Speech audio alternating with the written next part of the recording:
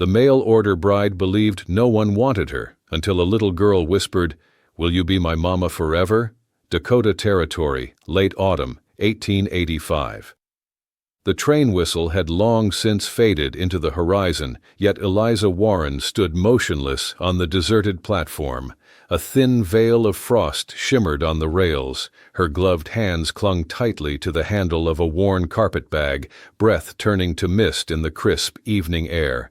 Dust whirled around her boots as the last passengers made their way down the trodden path, into arms that welcomed, into houses glowing with lamps, into lives that had places for them. But no one had come for her. Not again. Eliza lowered herself onto a rough-hewn bench, the wood pressing cold against her back. From her coat pocket she withdrew a letter, its edges soft, the ink fading from constant reading. She didn't need the words. They were carved into her memory. "I have a quiet ranch, a warm hearth, and a place for you to belong, a place waiting for a kind soul like yours." Signed in confident hand, Samuel Turner. But the platform was empty. No wagon, no smile, no hand to help her from the train. At a distance, two men leaned against a barrel, smirking. One nudged the other. "There's the half-breed schoolteacher," he sneered, voice carrying in the wind. "Thought she'd marry herself a rancher, did she?" Laughter echoed cruelly. Eliza's spine stiffened, though she kept her head bowed. The words were arrows she'd known all her life, part Indian, not fit for a proper home. She had already been abandoned at the altar, once humiliated before a crowd, twice behind closed doors. Always the same revelation, spat like venom. Her mother was Comanche, her father a cavalry officer, stolen blood, savage blood. The whispers followed her, even when she opened a small school near Fort Randall. No matter her books, her careful dress, her prayers, it never washed away the stain others insisted they saw. And tonight, beneath the dim lanterns of the depot, the weight shattered her. Quiet tears welled, slipping hot against her cold cheeks. The letter crumpled in her trembling fingers. Small footsteps stopped directly in front of her. "Are you hurt?" Eliza looked up, startled. A tiny girl stood before her, no more than 4 years old, with golden curls peeking from beneath a knitted cap. A woolen coat several sizes too big hung from her shoulders, and mittens dangled from a string across her chest. Concern filled the child's wide eyes. Eliza forced a wavering smile. "No, darling, not hurt, just a little sad." The child studied her solemnly. "Did your daddy say no?" Eliza blinked. "No, sweetheart." The girl tilted her head. "Do you have a husband?" Eliza shook her head. "Do you have a baby?" Again, Eliza shook the answer. Her throat tightened. "Nobody wants me." The girl hesitated only a moment before stepping forward, her small mitten pressing against Eliza's gloved hand. She looked up with certainty far beyond her years and asked softly, "Can you be my mama? Forever?" Eliza froze, heart thundering in her chest. A man's voice came low and steady behind them. "Hope." Eliza lifted her eyes. A tall man had approached quietly, his stride deliberate, his broad shoulders wrapped in a patched coat. Dark hair touched with early silver brushed his temples. Years of hardship carved lines into his face, lines that spoke of endurance more than age. He carried a sack of supplies in one arm, his other hand resting gently on the child's shoulder. "She's got a tender heart," he said evenly. Eliza rose quickly, brushing at her skirts. "She's no trouble. Only—" She caught me by surprise. The man's gaze dropped briefly to the letter clenched in her hand. "You waiting on somebody?" Eliza hesitated before nodding faintly. "I was, but I've been fooled." The child tugged at his coat. "Papa," she whispered. His jaw tightened at the word, but he looked at Eliza again. "You don't have a place to stay tonight." Eliza's chin lifted stubbornly. "I'll manage." He was silent a moment, then shifted the sack to his other hand. "It's a long walk back and colder than it looks. If you want, there's broth and a fire at my cabin. One night only, You can leave after supper if you still want to. Eliza met his eyes, steady but uncertain, and then looked down. Hope still clung to her hand, as if afraid she might vanish. Finally, Eliza nodded. "Thank you, sir. My name is Eliza Warren." The man inclined his head. "Jonah Miller." And just like that, she followed the man and his little girl into the sharp Dakota dusk. Not with hope, but with the faintest flicker of warmth, like a match lit against the wind. The path to Jonah Miller's cabin wound through thickets of pine and low, wind-bent hills. By the time they reached the hollow where his place sat, the sky had deepened to violet, and a thin crescent moon hung above the trees. The cabin was small, one room and a lean-to, a narrow chimney breathing a tired ribbon of smoke. Eliza paused on the threshold. Little Hope squeezed her fingers. "It's warm inside," she whispered. Jonah pushed the door open without ceremony. Firelight leapt across plank walls, a table, a rocking chair worn smooth, a cot tucked near the hearth, sparse, clean, lived in. "You can hang your coat there," Jonah said, tipping his chin toward a peg by the door. "I won't stay long," Eliza replied, voice low. "That's for you to decide. I didn't ask you to stay forever, only for the night." Heat touched Eliza's cheeks. "I appreciate your honesty." He moved to the hearth and stirred a pot. "For the record," he added, not looking up, "I didn't write you any letters." Eliza's gaze flickered. "You're not Samuel Turner." A dry sound, half laugh, half weariness. "Samuel Turner is a hand I hire some seasons, barely 17, thinks he's doing kindness by writing strangers, or a joke. Either way, his letters aren't mine." Eliza's eyes fell to the floor. Her fingers tightened around the carpet-bag strap. "I see." Sensing the sour turn in the room, Hope climbed onto the bench near the fire and patted the space beside her. "You can sit here. It's warmest." Eliza sat. She didn't remove her gloves. They ate in quiet. Jonah said little. Eliza said less. Only Hope hummed softly between spoonfuls, entirely untroubled by adult hesitations. After supper, Eliza stood. "Thank you for the meal. I should go." But before she reached the door, Hope slid down and grabbed the folds of Eliza's skirt with both hands. "No." The word trembled. "You said you didn't have a house. This is one." Eliza crouched. "Sweetheart, this isn't my home." "It can be," Hope said, bravely as a sparrow. "Just for a little." Eliza glanced at Jonah, unsure. He leaned back in his chair, arms folded. "She gets attached fast," he muttered, almost apologizing. "I can sleep in the lean-to," Eliza offered. "Or by the fire, just for tonight." Jonah didn't answer immediately. Then he nodded once. "Take the cot. I'll keep the fire." Eliza's eyes wandered the room, landing on a corner she hadn't noticed before. Tucked behind folded blankets hung a small beaded dress, handmade, the kind worn by native girls. Beside it, a low shelf carved with care held a feather, a string of turquoise, a leather pouch of dried sage. "She was Comanche," Eliza said softly. Jonah's voice came from behind her. "Kiowa." She turned. He didn't flinch. "She died last winter," he added. "Fever took her fast." Eliza's heart pulled tight. "I'm sorry." He said nothing more, only fed another log to the fire. When Hope finally fell asleep, curled near a scrawny, faithful dog, Eliza wrapped herself in a blanket by the window. The fire glowed low. Outside, the prairie exhaled frost. "You can stay a few days," Jonah said at last from his chair. "She's calmer when you're here." Eliza looked up. "That's kind of you." He nodded once, and neither of them spoke again that night. But the room did not feel like a place meant for one anymore. It began with a shiver. Hope, who'd run barefoot in the meadow that morning, lay curled on the cot by late afternoon, her cheeks hot and damp. By nightfall, her breaths came shallow and quick. Jonah hovered, panic stripping him of the steadiness he wore like a second skin. His hands shook as he pressed a wet cloth to his daughter's burning forehead. "She's burning up. I don't—" Eliza, sorting herbs by the warm ash, heard the crack in his voice. She crossed the room swiftly. What changed? She was fine at noon, Jonah said, sniffling a little. Then she got quiet. Too quiet. Eliza touched Hope's cheek. Heat pulsed beneath her palm like a forge under thin stone. She has a fever, Eliza said evenly. A fierce one.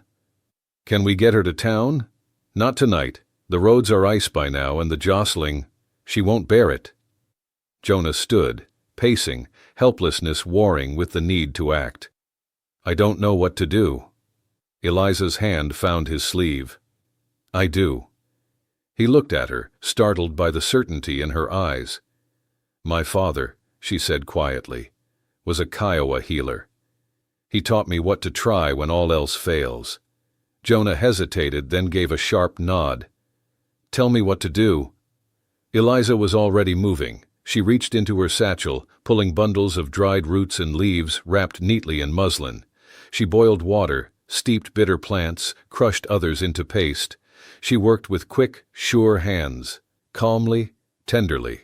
Jonah watched, arms folded but knuckles white. She's only a child, Eliza murmured, laying a warm compress across Hope's chest, but she burns like she's carrying the world. She is, Jonah said hoarsely. She's all I have. Eliza didn't answer. She lifted Hope's head, coaxed her lips apart, and let drops of tea slip past her tongue. The girl whimpered but swallowed. She needs to sweat, Eliza said. If she does, the fever will break before morning. Hours stretched thin. The fire snapped softly. Hope moaned and turned. Jonah sat on a low stool, elbows on knees, eyes never leaving his daughter. You've done this before, he said in a quiet voice, half question, half confession. Eliza nodded. Twice. Once for a boy who couldn't breathe. Once after a winter hunt. He lived. Jonah's jaw worked. You sound more certain than most doctors. I had to be. Where I grew up, no one came when we were sick. He studied her focus, her gentleness, the way fear didn't rattle her hands, and something in him shifted. He was not used to being helped, not used to being watched over. He knew only how to guard and grit and survive. But tonight, Eliza stood between the dark and his daughter, and Jonah understood a new kind of strength. Eliza hummed lullabies in a language Jonah didn't know. She cooled Hope's skin, changed compresses, soothed, and waited. Past midnight, Hope stirred. Her breaths came easier. She blinked groggily. Mama, she whispered. Eliza froze. Jonah drew in a quiet breath. Hope reached, fumbling, until her fingers found Eliza's hand. She gripped tight and drifted back to sleep. Eliza looked at Jonah, throat tight. She doesn't understand. Jonah's face was unreadable in the glow, but his voice was low, certain. She knows what feels safe. They sat without words after that. Frost webbed the window panes. Inside, a little girl slept with her hand inside Eliza's, and a man watched them both like they were a prayer he didn't know how to say aloud. He didn't thank Eliza with words, but in the morning, when she woke stiff by the hearth, a cup of coffee waited, steaming on the table. Fresh. Poured for her. The night was cold and clear. Stars pricked the sky like distant embers. Eliza sat on the porch step, shawl tight around her shoulders, hands curled around a tin mug. Hope had fallen asleep hours earlier, tucked into a nest of quilts Eliza had mended by candlelight. Jonah stood at the far end of the porch, arms crossed, eyes trained on the tree line. The silence between them wasn't empty. It felt like breathing. She asked me again, Eliza said at last. Jonah turned. Hope? Eliza nodded. She wanted to know if I had a mother. He waited. I told her I did once, Eliza continued. A woman who held my hand when I cried, who sang to the stars like they were her sisters. Your mother, Jonah said gently. The woman who bore me died the night I was born. Eliza's voice did not shake. It had grown used to this telling. The woman who raised me was Kiowa. My father was a cavalry officer passing through. Some say he meant to come back. Others say he was drunk. I don't remember him. I don't want to. Jonah was quiet.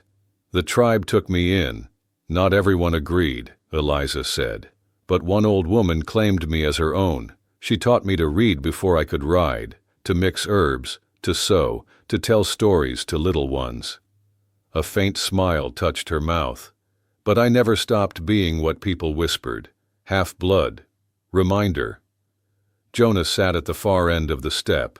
When I was 18, Eliza went on, a trader came through, said I was too pretty for a teepee, promised work in a town west of here, a life. Her fingers tightened around the mug. The first man I got engaged to was a preacher's son, spring wedding. Then he learned the truth. He didn't show, sent his brother to say the vows were off. Jonah said nothing.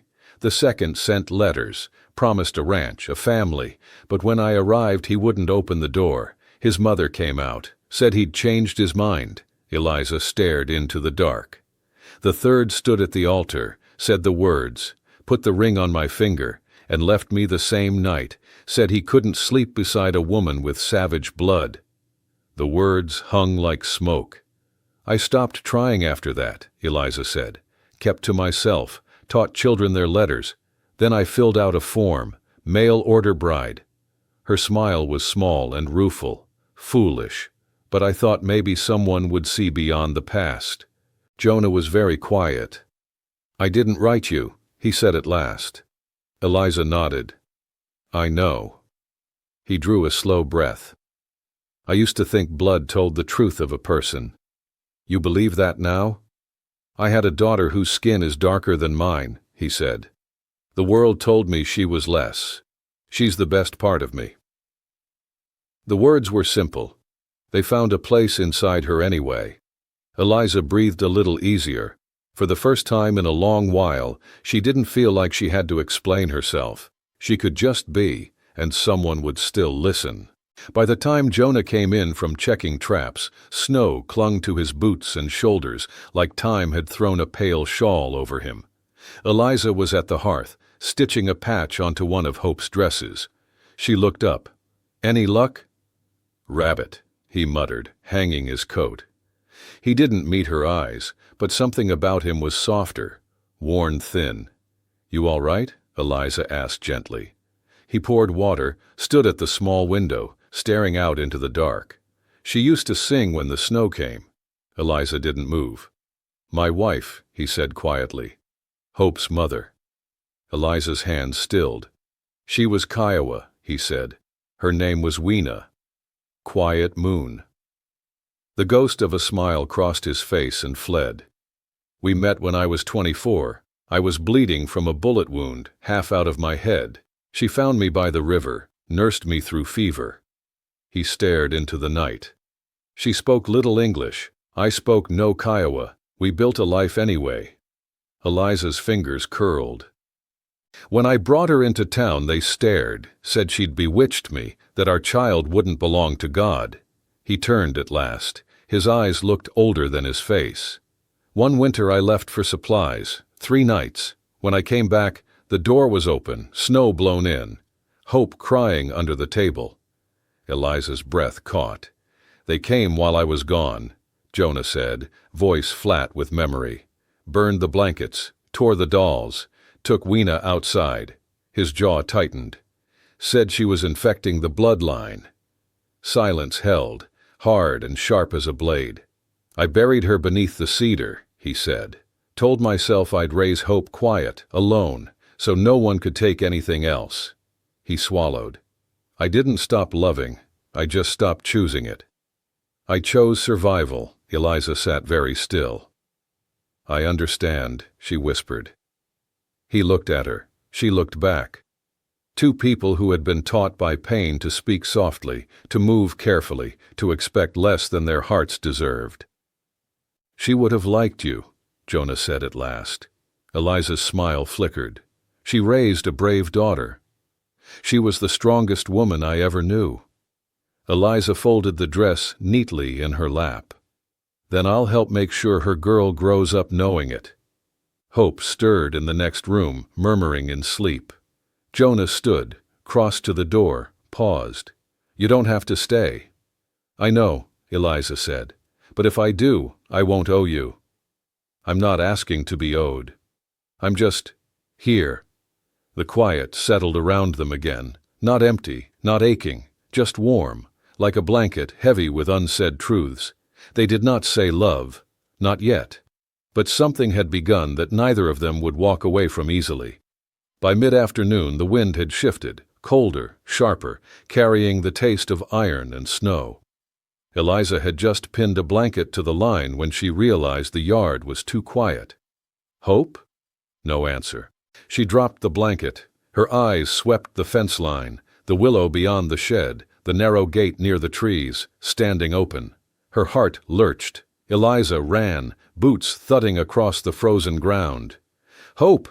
She found the small footprints first, a hop-skip pattern along the creek trail, then a red ribbon snagged on a thorn. A splash, sudden and sharp, tore the air. Hope! Down at the bend, the creek churned dark and fast against a shelf of ice. Hope flailed in the water, tiny hands slapping at a branch, slipping, eyes wide with fear. Hold on! Eliza was already moving, shrugging off her coat, plunging in without thought. The water was a blade. It punched through her chest, bit her bones, seized her breath. She gritted her teeth and pushed forward, feet skidding on slick stone. "I've got you, sweetheart," she gasped, closing an arm around Hope's ribs. "Hold on!" With a groan, Eliza heaved the child toward a half-submerged rock. "Up!" she urged. "Hug it tight! Don't let go!" Hope clung, shaking, sobbing. Eliza tried to turn, to push for the bank, but her foot wrenched and caught between two submerged stones. Pain lit her leg. The current tugged hard. She twisted, pulled, fought, the cold eating her strength in greedy mouthfuls. Her arms burned. Her breath came ragged and thin. The last thing she saw was Hope's pale face, wet and terrified. And then it all went dark. Jonah heard the scream as he crested the ridge with a sack of feed thrown over one shoulder. He dropped it and ran. No coat, no gun, no thought, only a single word pounding in his skull. Hope. He followed the broken trail, the snagged ribbon, the churn of water. Then he saw them. Hope crouched on a rock, sobbing, Eliza floating limp in the current. Jonah waded in without a curse or prayer, water punching his thighs, shock tearing through his muscles. He seized Eliza first, hauling her against him with desperate strength, then reached for Hope. "It's all right," he rasped, voice rough with fear. "I've got you. I've got you both." The fire roared as if it knew what was required of it. Jonah wrapped Eliza in every dry blanket he owned. His hands shook as he stripped the wet from her skin, careful, eyes averted, working by necessity and reverence. Her lips were blue, her hands ice. He gathered her into his arms, body to body, and muttered against her hair, "Stay, stay with me, Eliza. Come back." Hope slept beside them, nest warm at last, fingers fisted in the fringe of Eliza's shawl. The dog curled at her feet like a small guard. Jonah did not close his eyes. He fed the fire, rubbed warmth into Eliza's arms, her hands, whispered the same words until his throat burned. "Please don't leave. Please don't leave us." Dawn seeped gray through the panes. Eliza stirred. Her lashes fluttered. Her gaze found him. "Hope?" Her voice was a scrape of gravel. "Safe," Jonah whispered, brushing damp hair from her face with a shuddering exhale. "Because of you." Eliza swallowed. Her body trembled as heat returned. "Couldn't let her go." "I know." His voice cracked, and he didn't try to hide it. "You didn't." His hand touched her cheek. It trembled, not from cold now, but from relief that felt like breaking. "You saved my girl. You could have." "I'd do it again," Eliza said, as if it were a simple fact, like sky, like breath. Jonah bowed his head. The words he'd been too careful to say came out raw. "Don't leave again, Eliza. Don't." A breath. "Please." Her fingers found his and closed over them, weak but sure. "I wasn't planning to." For the first time since the day she arrived, Jonah didn't just see a woman who'd been sent to the wrong door. He saw someone who had chosen them, someone who already belonged. Night had folded back over the cabin when Eliza woke again. The fire was all coals and soft light. The room glowed small and safe. Hope moved first, creeping timid as dawn, and climbed onto the cot. She pressed her warm cheek into Eliza's shoulder with a breathless little cry. "You woke up!" Eliza let out a soft laugh that sounded like the first note of spring. "Sweetheart." Hope pulled back and searched her eyes. Can you be my mama forever?" The same tiny voice, the same question. But now Eliza felt the shape of her answer like something she'd been holding her whole life without daring to open. She drew the child close, arms trembling, not from cold, but from the weight and rightness of it. Tears slid quiet and sure. "Yes," she whispered, fierce and tender. "Yes, baby. If you'll have me, I will." Hope nodded so hard her curls bobbed. She tucked herself under Eliza's arm with a satisfied sigh, as if something holy had finally clicked into place. Jonah stood in the doorway and heard it all. He didn't move, didn't speak. When Hope's breaths evened and Eliza's eyes closed again, he stepped outside into the cold night and lifted his face to the falling snow. It drifted lightly, as if the sky too had decided to bless this house, one quiet flake at a time. Later, Eliza wrapped herself in a shawl and stepped onto the porch. Jonah stood with his hands braced on the railing, head bowed, breath bright in the chill air. She moved beside him. They said nothing at first. He cleared his throat. "I'm not a man for speeches, and I don't have much to offer. No silver, no preacher's words tucked in a book." Eliza watched him, patient. "I didn't write that letter," he said. "I didn't plan for you. I know. But when I saw you lift her from that water, when I heard what you told her tonight, I don't have rings or fine vows. I have this porch that creaks and a fire that won't always behave, and a fence that needs mending twice over." He swallowed. "But if what you want is a place to stay, if what you need is not to be alone, I have that. I have her, and—" He finally looked at her, naked hope in his eyes. "I want to have you too, if you'll let me." Eliza's chest ached with the simplicity of it. She took his rough hand in both of hers. "I don't want only a porch," she said, voice steady, "or a roof, or permission to linger. I want a family."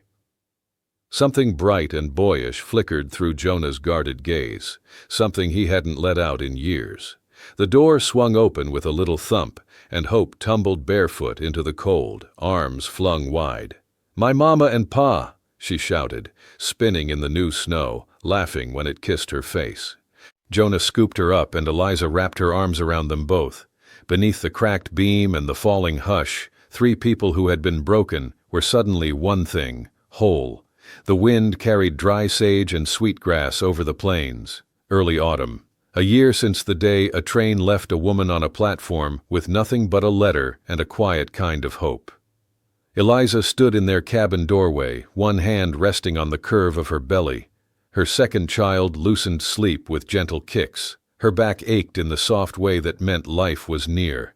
Hope's laughter rang through the room like birdsong. They had made a home, not just a roof, but a rhythm. Jonah added a second room, patched the roof twice, built shelves for Eliza's herbs, glass jars catching the light with green and amber. A small sign hung over the door, Warren and Miller, herbs and help. At first, the townsfolk kept their distance, but Eliza never turned anyone away. Children came first, eyes bright, fingers in the jars, learning leaves and letters with charcoal and scrap paper. Then mothers came shyly for remedies, fevers, coughs, stubborn dreams. Then old men asked for teas that eased the ache in their knees. No one said half-blood anymore. They said Miss Eliza, and meant it. Jonah watched with the kind of reverence that doesn't need words. He carved benches for the porch, mended neighbors' tools, and kept to himself, except when Hope needed a hand, a story, a laugh. Then his voice went light as a kite string. Today, beneath a sky streaked in amber, one overdue thing remained. They would marry. No church, no preacher. Just a wide field combed with gold grass and a few neighbors who once whispered but now brought honey and cloth as gifts. Eliza wore a dress she'd sewn from soft brown cotton, trimmed with lace. Her hair was braided, a single feather tied near the end, like her mother had worn. Jonah waited by the sycamore where they'd watched Hope dance in winter. Hope ran ahead, clutching a small bouquet of wildflowers, grinning so wide she could barely see the path. Jonah's hands trembled as Eliza came toward him. He had faced rifles, winter nights, empty cupboards. This made his knees weak. "I don't have rings," he said, voice low. "I don't need rings," Eliza answered, taking his calloused hand. "I don't have a name anyone called Safe." "I don't need Safe," she said. "I need home." Her voice carried clear across the grass. "I was once a woman no one chose, a bride no one sent for, but today," she glanced at Hope, who held herself tall with pride. "Today, I am part of a family." They kissed under the tree. There was no music, but Hope hummed something sweet, and the sun dipped as if bowing to their vows. That night, Eliza's labor began. Jonah did not sleep. He paced, boiled water, folded cloths with hands that had once only known the weight of a rifle. When the moment came, he caught his son himself, laughter and tears tanging the air. Eliza, hair damp against her temples, looked up at him with a tired, luminous smile. He held the baby close, voice a hoarse whisper. "You're not a mail-order bride," he said to Eliza. "You're my choice, every day." The child whimpered once, then nestled against Eliza's chest, soothed by the sound of the heart that would be his shelter. Morning came with quiet light. Hope tiptoed into the room, climbed gently onto the bed, and stared at her brother with awe. She bent and kissed his cheek, then looked up at Eliza. "Mama, you picked me, right?" Eliza blinked softly. "What do you mean, sweetheart?" "I wasn't born in your tummy." Hope touched the baby's fist, reverent. "But you still picked me, like Pa picked you." Eliza drew them both in, one arm around Hope, the other cradling her son. Her voice was warm and sure. "Yes, I chose you. He chose me, and now we all choose each other. No one's left behind here." Outside, Jonah weeded the garden, humming under his breath. Wind moved through the wildflowers, lavender, yarrow, milkweed. He looked up to the window and caught Eliza's gaze. He smiled, and she smiled back. And in that simple exchange, Eliza knew this life could not be taken from them. Not because the world granted it, but because they kept choosing it, again and again, with open hands. If this story stirred something, a woman once rejected, a child brave enough to ask for forever, a man who relearns how to choose love, stay with us. Subscribe for more frontier hearts and second chances, and don't miss the next tale where wind and prairie carry two souls home.